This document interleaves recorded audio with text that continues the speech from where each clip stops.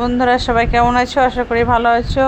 আর আমিও খুব ভালো আছি। তাই তোমাদের সাথে একটু গল্প করার জন্য বা আড্ডা মারার জন্য ভিডিওটা নিয়ে আসলাম। এটাই সেভাবে বিশেষ কিছু নেই যে ভিডিওটা দেখে এমন কিছু শেখার মতো আছে বা জানার মতো আছে, জাস্ট একটু শেয়ার করলাম। দেখো, হর আর হরি এক আত্মা, সেটার জন্যে দেখো রাখি বন্ধনের দিনে আমার গোপু সোনার সঙ্গে রাখি বন্ধন উৎসবটা পালন করেছিলাম। আর শেষ সোমবারে মহাদেবের সঙ্গে পালন করেছিলাম, তারই একটু ভিডিও ক্লিপ শ্যুট করা ছিল। সেই জায়গাটায় যাই হোক তোমাদের সঙ্গে একটু গল্প করবো বলে চলে আসলাম। তো সবাই তো জানো যে হর আর হরি এক আত্মা, তাই সেটাই তো হলো কি আছে, সেই হর হরি যে হয় সেই হরি।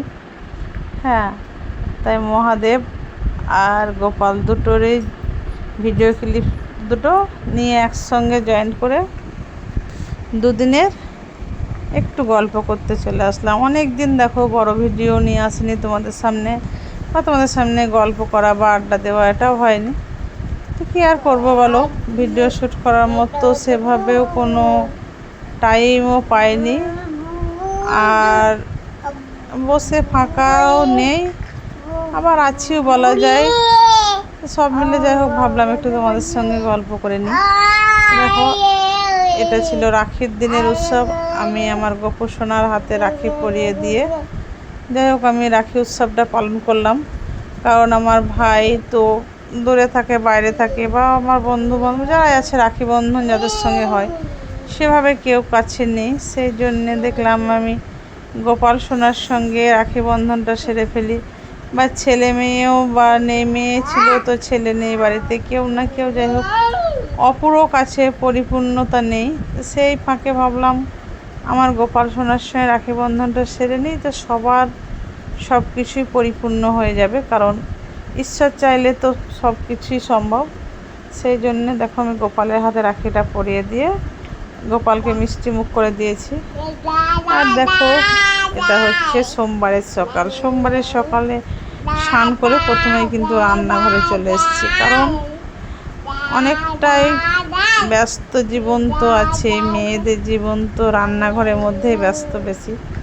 তো সবাই তো ইচ্ছে করে যে ঈশ্বরের কাছে অনেক কিছু আরাধনা করতে, কারো অনেকে চাওয়া অনেক রকম থাকে। হয়তো কেউ নিজের ইচ্ছাকৃতভাবে অনেক কিছু চেয়ে ফেলে, কেউ অজান্তে অনেক কিছু চেয়ে ফেলে, আবার কেউ ঈশ্বরকে দেওয়ার জন্যেও ঈশ্বরের কাছে যাওয়ার ইচ্ছা করে।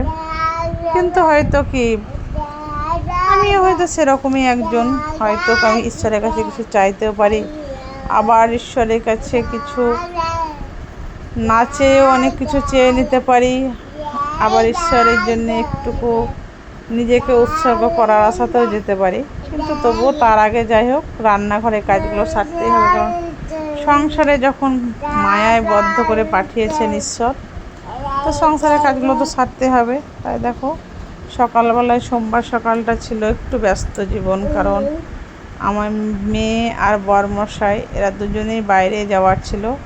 তাই ভাবলাম ওরা বাইরে চলে যাওয়ার পর মনের মতো করে আমি ঠাকুর ঘরে পুজোটা সারতে পারবো।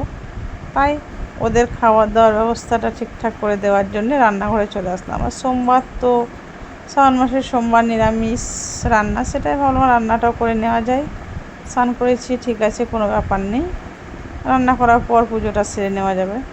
তাই দেখো রান্না করছি একটু ডালিয়ার খিচুড়ি আর ভাত রান্না হচ্ছে। বললাম না আজকে এখানে সেভাবে শিক্ষণীয় কোনো আমার বিষয় নেই যে আমার ভিডিওটা দেখবা তারপর কোনো কিছু শিখবা, জাস্ট তোমার সঙ্গে একটু গল্প করবো বলে চলে আসলাম। তো তোমরা তো জানোই কম বেশি তোমাদের সঙ্গে আড্ডা মারতে ভালো লাগে, আর সেটার জন্যে চলে এসেছি তোমাদের সঙ্গে।